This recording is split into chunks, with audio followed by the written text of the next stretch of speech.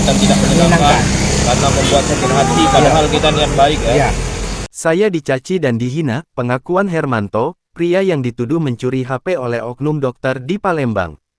Hermanto, 50, pria yang diduga dituduh mencuri handphone, HP oleh oknum dokter di Palembang mengaku dihina dan dicaci saat peristiwa itu terjadi. Sosok Hermanto kini jadi perhatian publik karena viral disebut telah dituduh mencuri HP yang ditemukannya tergeletak di Jalan Datuk M. Akib depan Puskesmas 23 Ilir, Palembang. Kini Hermanto menunggu itikat baik oknum tersebut untuk meminta maaf.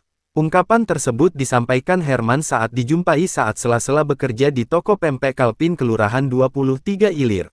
Ditunggu misalnya permintaan maaf ya. Tindakan langkah hukum itu diambil kapan? Karena benar satu kali 24 jam. Sudah lewat kan? Sudah lewat. Nah, tinggal hari ini lah. Hari ini akan lapor.